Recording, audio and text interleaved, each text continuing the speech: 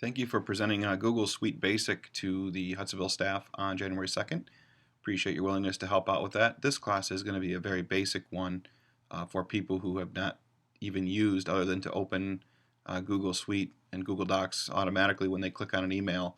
That's about the extent of what a lot of people in this session will have. There may be a few people who signed up who can do this. They actually will turn into helpers and maybe pick something up by the questions asked by those who are seeing it for the first time in this session. So again, thanks for doing that.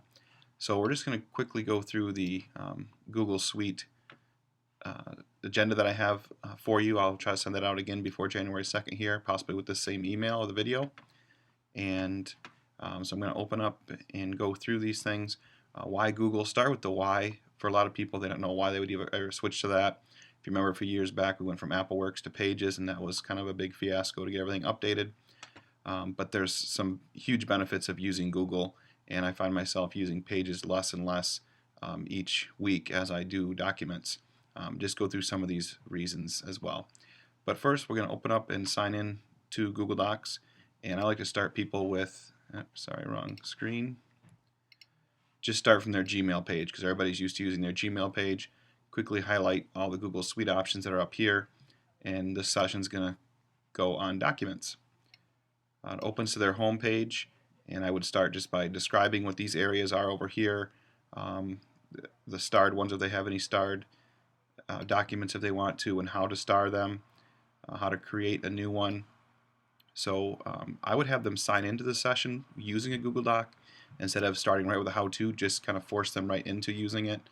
So you want to create a document before your session starts, maybe even as soon as you get done with this email. Name it. I know one of the presenters is Jen Haberling, so Haberling sign in. Sorry, Jen, I spelled your name wrong. I do know how to spell it right though. And you could have people then just come in on this. You could do it. I would do it as a doc instead of a spreadsheet to save confusion. Have somebody go in at the same time and put their name in. What they're going to need though is this address. So you're going to want to triple click to get that, copy that address, and then I use goo.gl quite a bit to shorten it so everybody in your session can go ahead and get the link. So I'm going to shorten it with goo.gl. You can do bit.ly, whatever you're used to using. I paste it in there and I shorten it, and then all I have to do is give people this address, which is very easy to remember. Goo.gl, no www, notice, and capital K, capital G, U, O, A, and then they can go to that site and it will take them actually to this exact sign-in, and they'll be able to see the power of collaboration without having to explain it to them, and they'll start thinking hopefully some ways to use that in their classroom, and then it also immerses them into Google Docs right away.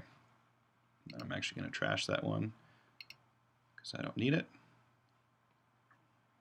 Alright, so signing into the session with a link to a Google Doc, the one we just created with the goo.gl, finding and organizing your documents. That's where you're going to talk about the home, the ones owned by them, and then what changes there. Not a lot. I don't know the difference between the home and the all items. They seem to be the same to me. Maybe you know that. The search bar up here, how to search through their whole documents by just typing in words, similar to what Google is doing through the whole internet. That shouldn't be a problem. Collections, this is where some people haven't been utilizing these yet. I've just started to quite a bit because my documents got out of control. So you can create a new collection similar to creating a new document, and by making a new collection, it wants me to name it. I'll call it January 2. And notice over here it started a new folder for me. Now when you tag items, if you go to all your items, here's my new folder, but I want this one, you can see is in professional development already, but I want to tag it for January 2, so I click on that, or I can click on multiples. I should put that one in too, and I go to my folders and I organize, and now I want that one to go into the January 2 folder.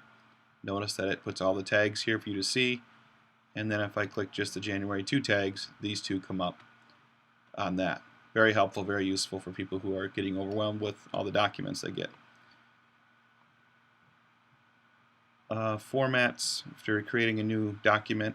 So show them how the two ways to create a new document. One up here, create document, or the one if they want to go right into a certain hour, maybe first hour science. For this tech coach one or idea box, let's go to my morning checks. I want to create a new one. I just click on this little arrow that pops up, and I'm going to create a new document. That way it tags it to go right in that folder right away for me. And I always name them first, so double click up here to name it. And test for January 2.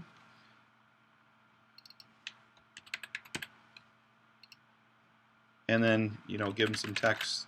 That's pretty easy, but then just show them quickly this is just like a normal word processor. It doesn't have all the bells and whistles of Pages, but at least it does allow you to format text, make some changes, and they can play around with that a little bit, just like how you learned it when you were first learning Google Docs. Back to our list here, insert images, drawings, equations. I would do a few inserting things here, especially images. That's what people use quite a bit, to show them how to use this. So if you want to upload one from your pictures, you can show them that, and then that will upload, or you can give them a web address to get that as well. And a few things to switch it and move it around. Not all, again, the bells and whistles of Pages, but just enough to do a basic document. Table. Inserting a table is one people use quite a bit. So insert table, this is what freaks people out a little bit, is you have to pick your squares of how much you want to put in there. You want one 2 by 2, a 2 by 3, and there it is. And then it's just like a regular table for text.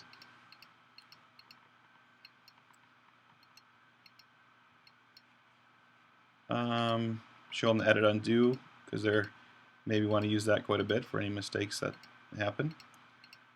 And also can take out things that they have in there. Other format features that you use quite a bit, you may want to share that. Then sharing, one of the powers of Google Docs in the share. So share settings via the blue share button or file share menu. So I can go to file, share,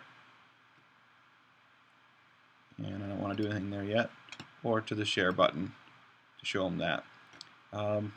Two different things. Here is the access that people can have. It starts out as private as a default. You can also go public. You could show them that if you only want people at Hudsonville to see if it's sensitive documents, or a sign-in, or the most secure is private, only with people you access and you give access to. So if we go back to, see, Doug Reagan, that would share this with Doug, and I notify people via email with that, and he can edit it. Sometimes they just want to be able to comment or just to view. They can control that, show them those little features. Back to our list here. This part was to share with individuals, HPS Eagles group, or others via email. So you could share with, for us, EIT teachers or other groups of teachers that are set up in our email. You could share with them as well. Having documents shared. When you get a document shared with you, a lot of people aren't used to making a copy. So let me find one that was shared with me. This lending library was just shared with me, so I'm going to open it. And I'm going to make a copy because I want to make changes, and I don't want to make changes to the original and mess up their work. So it automatically makes a copy of the original, and this way I can make some edits without changing the original person's document. And now that should show up. There it is, the copy of the one I just made. So there's the one that Jan had sent out, and then here's the one, my copy. That's a feature many people want to know how to do that.